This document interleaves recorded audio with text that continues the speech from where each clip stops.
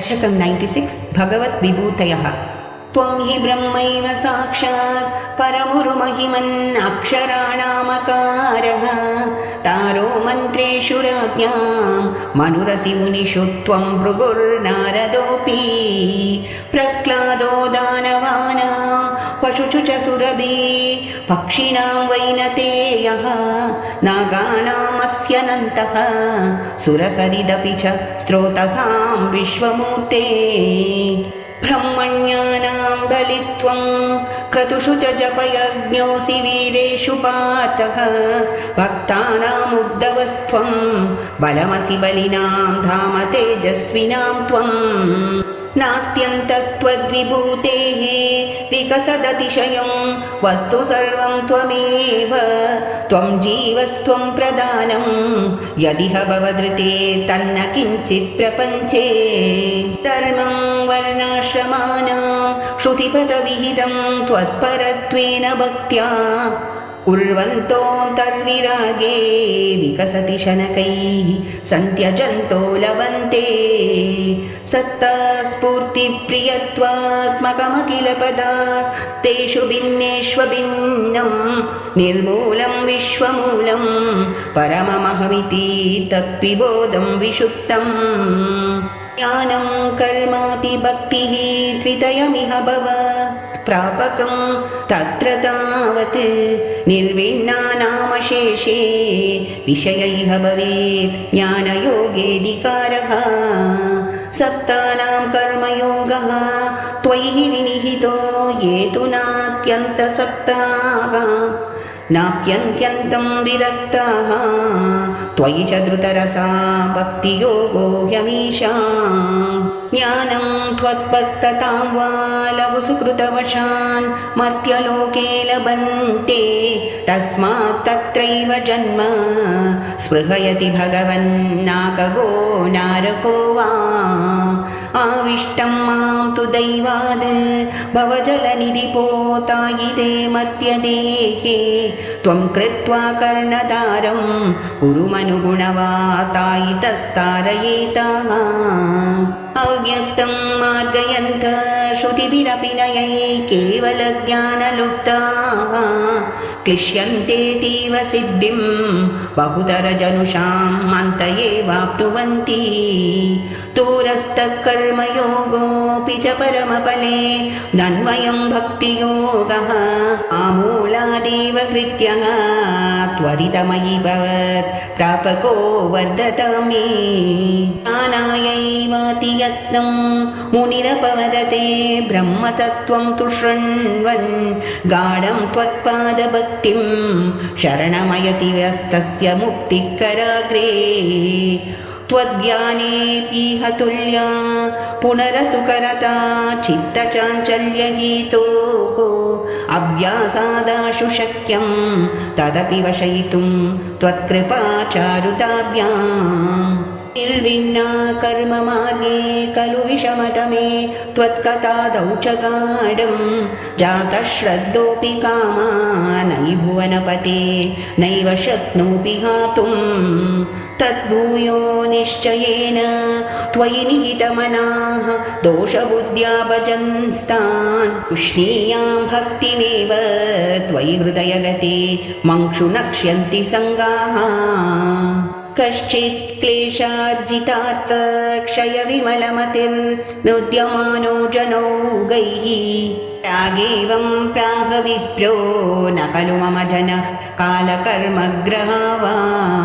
चेतो मे दुःखहेतुः तदिह गुणगणं भावयत् सर्वकारीति युक्त्वा शान्तो गतस्त्वां मम च कुरु विभो तादृशीं चित्तशान्तिम्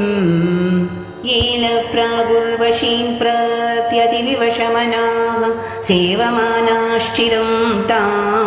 गाढं निर्विद्य भूयो युवति सुखमिदं क्षुद्रमेवेति गायन् त्वद्भक्तिं प्राप्य पूर्णा सुखतरमचरत् तद्वदुद्धूय सङ्गं भक्तो तं संक्रियामां पवनपुरपते हन्त मे रुन्दिरोगान् गोपिका जीवनस्मरणं गोविन्द गोविन्द नारायण अखिलगुरु भगवन्नमस्ते। दशकं 97 मार्कण्डेय कथा। त्रैगुण्याद्भिन्नरूपं भवति हि भुवने हीनमद्योत्तमं यद् ज्ञानं श्रद्धा च कर्ता वसतिरपि च सुखं कर्म चाहारभेदाः त्वच्क्षेत्रत्वन्निषेवादितु यदिह पुनः त्वत्परं तत्तु सर्वं प्राहुर्नैगुण्यनिष्ठं तदनु भजनतो मंशु सिद्धो भवेयम् त्वय्येवन्यस्तचित्तः सुखमयि विचरन् सर्वचेष्टास्त्वदर्थं तद्भक्तैः सेव्यमाना अभिचरितचरान् आश्रयन् पुण्यदेशान् दस्यौ विप्रे मृगादेष्वपि च सममतिरुच्यमानावमानः स्पर्धासूयादिदोषः सततमखिलभूतेषु सम्पूजये त्वाम् त्वद्भावो यावदेषु स्फुरति न विशदं तावदेवं ह्युपास्तिं कुर्वन्नैकात्मबोधे झटिति विकसति त्वन्मयोऽहं चरेयम् त्वद्धर्मस्यास्य तावत् किमपि न भगवन् प्रस्तुतस्य प्रणाशः तस्मात् सर्वात्मनैव प्रदिश मम विभो भक्तिमार्गं मनोज्ञम् तं चैनं भक्तियोगं दृढयितुमयि मे साध्यमारोग्यमायुः दिष्ट्या तत्रापि सेव्यं तव चरणमहो भेषजायेव दुक्तम् मार्कण्डेयो हि पूर्वं गणकनिगदित द्वादशाब्दायुरुच्चैः सेवित्वा वत्सरं त्वां तव वटिनिवहैः द्रवयामास मृत्युम् मार्कण्डेयाश्चिरायु सकलु पुनरपि त्वत्परः पुष्पभद्रा तीरे निन्ये तपस्यन् अतुलसुकरथी षट्तुमन्वन्तराणि देवेन्द्रः सप्तमस्तं सुरयुवतिमरुन्मन्मथै मोहयिष्यन् योगाश्मप्लुष्यमाणैः न तु पुनरशकत्वज्जनं निर्जयेत्कः प्रीत्या नारायणाख्या त्वमदनरसखा प्राप्तवानस्य पार्श्वं तुष्ट्या तोष्टूयमानः स तु विविधवरैः लोभितो नानुमेने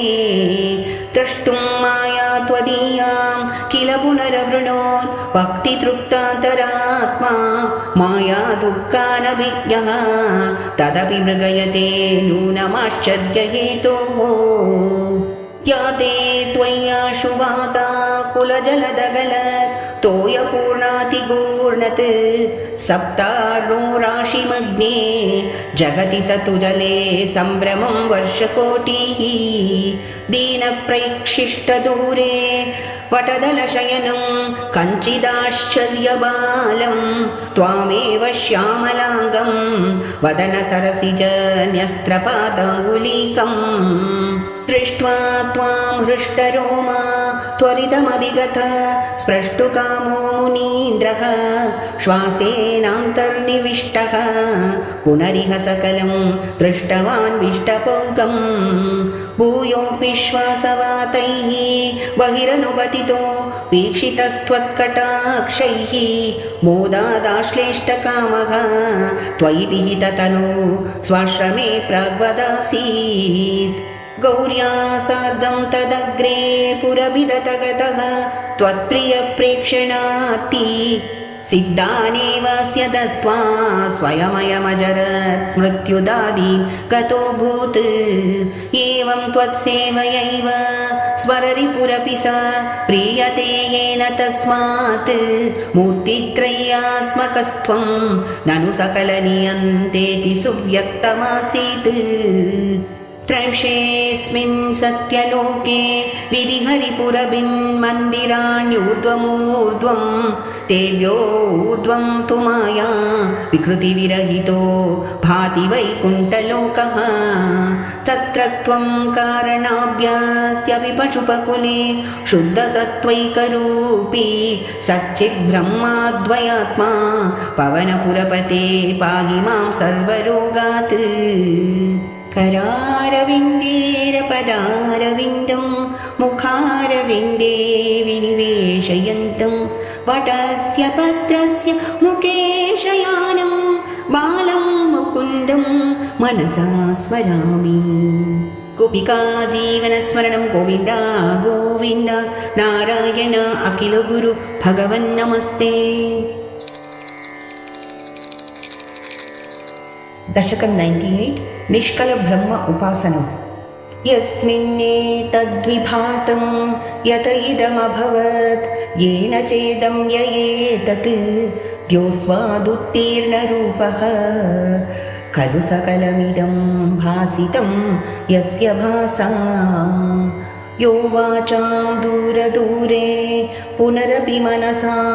यस्य देवा मुनीन्द्राः म्यो विद्युत्स्तत्त्वरूपं किमु पुनरपरे कृष्ण तस्मै नमस्ते। गुरुवायूरप्पा शरणं हरे नमः। जन्माथो कर्म नाम स्फुटमिह गुणदोषादिकं वानयस्मिन् लोकानामूर्धये यः स्वयमनुभजते तानि मायानुसारी विप्रच्छक्तिररूपोऽपि च बहुतररूपो वभात्यद्भुतात्मा तस्मै कैवल्यधाम्ने पररसपरिपूर्णाय विष्णो नमस्ते। गुरुवायूरप्पा शरणं हरे नमः। नोतिर्यञ्जं न मर्त्यं न च सुरमसुरं न स्त्रियं नो पुमांसं न द्रव्यं कर्म जातिं गुणमपि सदसत्त्वापि ते रूपमाहुः शिष्टं यत्स्यान्निषेधे सति निगमशतैः लक्षणावृत्तितस्तत् कृच्छ्रेणावेद्यमानं परमसुखमयं भाति तस्मै नमस्ते। गुरुवायूरप्पा शरणं हरे नमः। मायायां बिम्बितस्त्वं सृजसि महदहङ्कारतन्मात्रभेदैः भूतग्रामेन्द्रियाद्यैः अपि सकलजगत्स्वप्नसङ्कल्पकल्पं भूयः संहृत्य सर्वं कमट इव पदान्यात्मना कालशक्त्या गम्भीरे जायमाने तमसि वितिमिरो भासि तस्मै नमस्ते। गुरुवायूरप्पा शरणं हरे नमः। शब्दब्रह्मेति कर्मेत्यणुरिति भगवन् कालयित्यालपन्ति त्वामेकं विश्वहेतुं सकलमयतया सर्वथा कल्प्यमानम् वेदान्तैर्यत्तु गीतं पुरुषपरचिदात्माभिदं तत्तु तत्त्वं प्रेक्षामात्रेण मूल प्रकृतिविकृतिकृत् कृष्ण तस्मै नमस्ते। गुरुवायूरप्पा शरणं हरे नमः। सत्त्वेन सत्तया वा न च खलु सदसत्त्वेन निर्वाच्य रूपा दत्तेया सावविद्या गुणपणिमतिवद्विश्वदृश्यावभासम् इत्यात्वं सैव याता श्रुतिवचनलवैः यत्कृपास्यन्दलाभे संसारारण्यसत्यः त्रुटनपरशुतामेति तस्मै नमस्ते। गुरुवायूरप्पा शरणं हरे नमः। भूषासु स्वर्णवद्वा जगति घटशरावादिके मृत्तिकावत् तत्त्वे सञ्चिन्त्यमाने स्फुरति तदनुनाप्यद्वितीयं वपुस्ते स्वप्नद्रष्टुप्रबोधे तिमिरलयविधौ जीर्णरज्जोश्च यद्वत् विद्यालाभे तथैव स्फुटमपि विकसेत् कृष्ण तस्मै नमस्ते। गुरुवैरप्पा शरणं, हरे नमः। यत्पीत्योदेति सूर्यो दहति च दहनो वाति वायुस्तथान्ये यद्भीता पद्मजाद्याः पुनरुचितबलीनाहरन्तेऽनुकालम् येनैवारोपिता प्राङ् निजपदमपि ते च्यावितारश्च पश्चात् तस्मै विश्वं नियन्त्रे वयमपि भवते कृष्ण कुर्मः प्रणामम्। गुरुवैरप्पा शरणं, हरे नमः। त्रैलोक्यं भावयन्तं त्रिगुणमयमिदं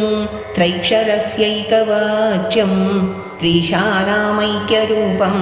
त्रिभिरपि निगमैः गीयमानस्वरूपम् तिस्रोऽवस्थाविदन्तं त्रियुगजनिजुषं त्रिक्रमाक्रान्तविश्वं त्रैकाल्ये भेदहीनं त्रिविरहमनिशं योगवेदैर्भजे त्वां। गुरुवैरप्पा शरणं, हरे नमः। सत्यं शुद्धं विबुद्धं जयति तव वपुः नित्यमुक्तं निरीहं निर्द्वन्द्वं निर्विकारं निखिलगुणगण व्यञ्जनाधारभूतं निर्मूलं निर्मलं तन् निरवधि महिमोल्लासि निर्लीनमन्तः निस्सङ्गानां मुनीनां निरुपमपरमानन्दसान्द्रप्रकाशम्। गुरुवैरप्पा शरणं, हरे नमः। तुर्वारं द्वादशारं त्रिशतपरिमिलात् षष्टिपर्वाभिवीतं सम्भ्राम्य क्रूरवेगं क्षणमनुजगदाचिद्यसन्दावमानं चक्रं ते कालरूपं व्यथयतु न तु मां त्वत्पदैकावलम्बं विष्णो कारुण्यसिन्धो पवनपुरपते पाहि सर्वामयोगात्। गुरुवैरप्पा शरणं, हरे नमः। गोपिका जीवनस्मरणं गोविन्द गोविन्द नारायण अखिल गुरु भगवन् नमस्ते। दशकं 99 वेदस्वरूपम्। विष्णो वीर्याणि को वा कथयतु धरणे कश्चरेणुन्मिमीते यस्यैवाङ्घ्रित्रयेण त्रिजगदभिमितं मोदते पूर्णसम्पत् योऽसौ विश्वानि दत्ते प्रियमिह परमं धाम तस्याभियायां तद्भक्ता यत्र माद्यन्त्यमृतरसबरन् तस्य यत्र प्रवाहः आद्याया शेषकर्त्रे प्रतिनिविशनवीनाय भर्त्रे विभूते भक्तात्मा विष्णवे यः प्रदिशति हविराधीनि यज्ञार्चनादौ कृष्णाद्यं जन्म यो वा महदिह महतो वर्णयत्सोऽयमेव प्रीतः पूर्णो यशोभिः त्वरितमभिसरेत् प्राप्यमन्ते पदं ते ते स्तोतारकवीन्द्राः तमिह खलु यथा चेतयद्वेततैव व्यक्तं वेदस्य सारं प्रणुवत जननो पातलीलाकथाभिः जानन्तश्चास्य नामान् अखिलसुखकराणीति संकीर्त्य यद्वं हे विष्णो कीर्तनाद्यैः तव खलु महतत्तत्त्वबोधं भजेयम् विष्णो कर्माणि सम्पश्यत मनसि सदा यै स धर्मान् बध्नात् ज्ञानेन्द्रैस्य भृत्य प्रियसख इव च व्याधनो क्षेमकारी ईक्षन्ते योगसिद्धाः परपदमनिशं यस्य सम्यक् प्रकाशं विप्रेन्द्रा जागरूकाः कृतबहुनुतयो यच्च निर्भासयन्ते नो जातो जायमानो पिच समधिगत त्वन्महिम्नो वसानं देवश्रेयांसि विद्वान् प्रतिमुहुरपि ते नाम शंसामि विष्णो तं त्वां संस्तौमि नानाविधनुति वचनैः अस्य लोकत्रयस्यपि ऊर्ध्वं विभ्राजमाने विरचितवसतिं तत्र वैकुण्ठलोके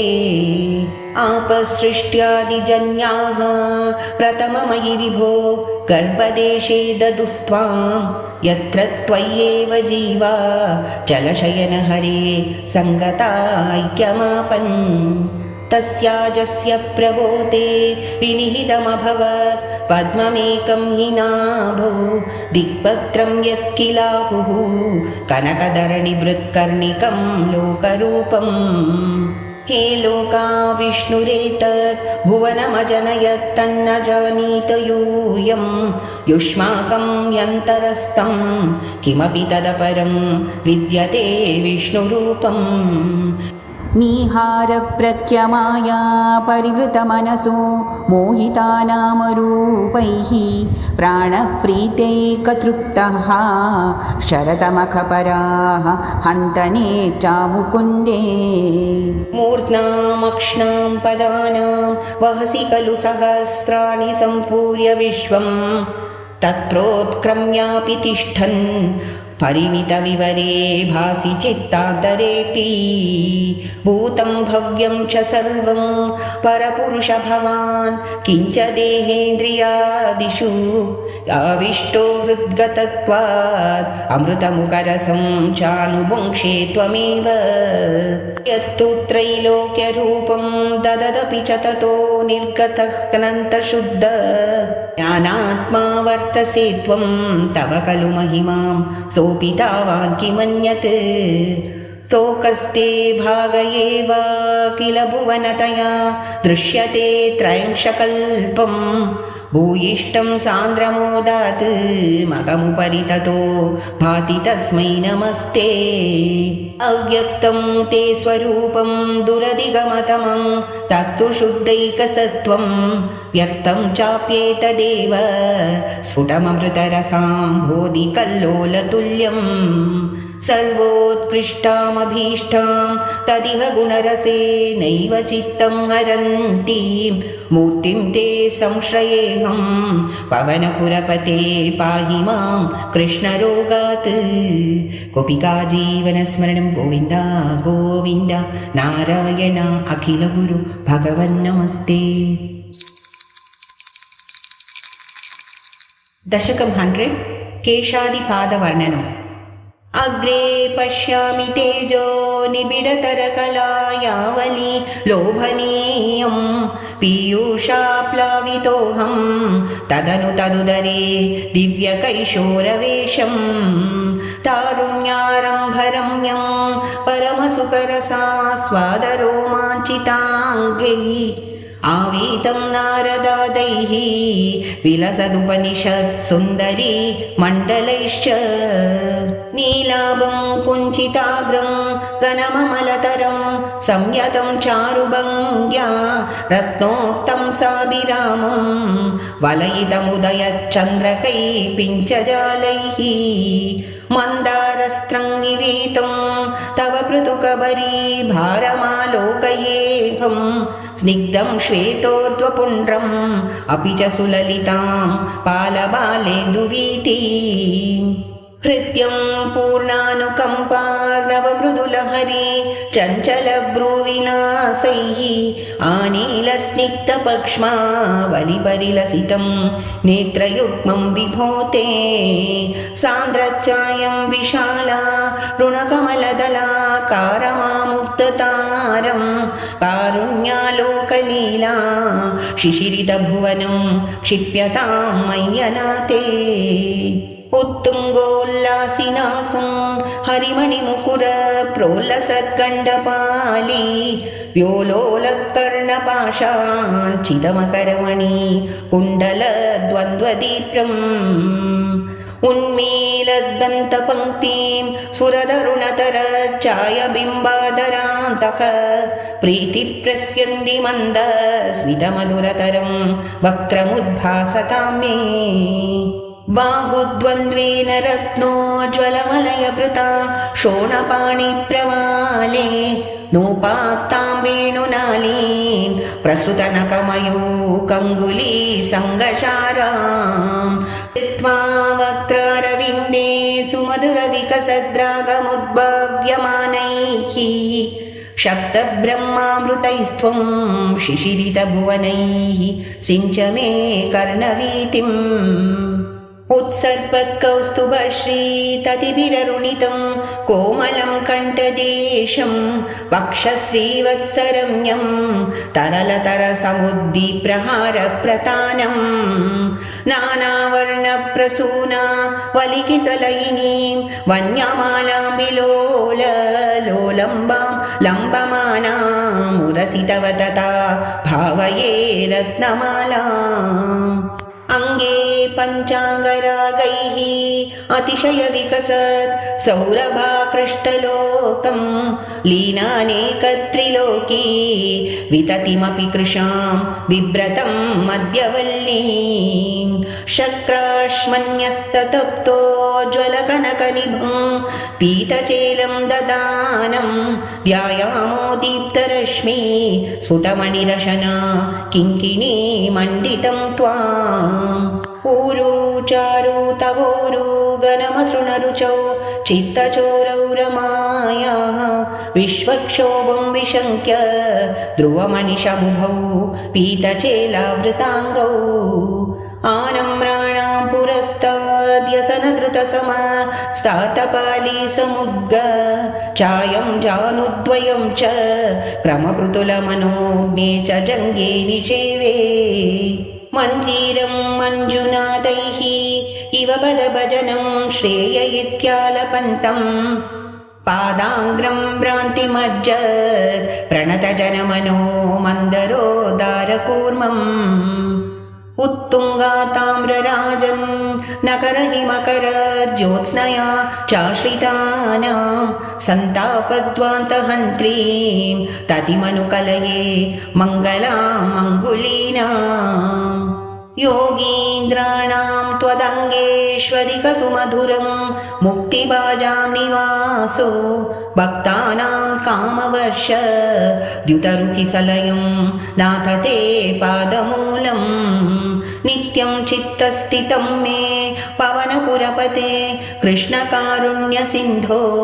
कृत्वा निःशेषतापान् प्रदिशतु परमानन्दसन्दोहलक्ष्मी अज्ञात्वा ते महत्त्वं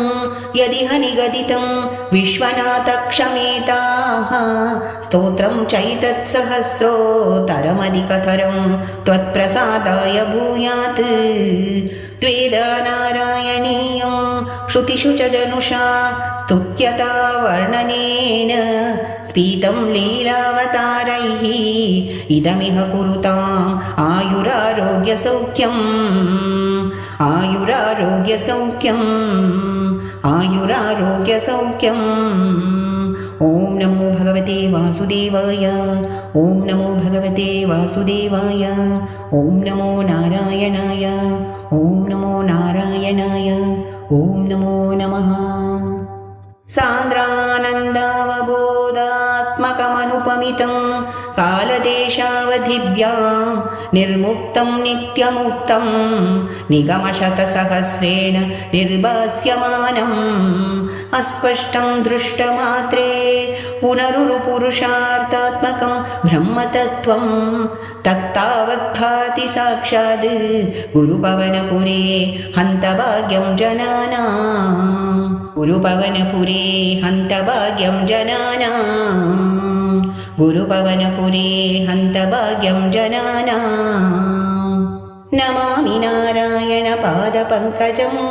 करोमि नारायणपूजनं सदा वदामि नारायणनाम निर्मलं करोमि नारायणरूपमव्ययम् नारायण नारायण नारायण नारायण नारायण नारायण नारायण नारायण नारायण नारायण नारायण नारायण नारायण नारायण नारायण नारायण ॐ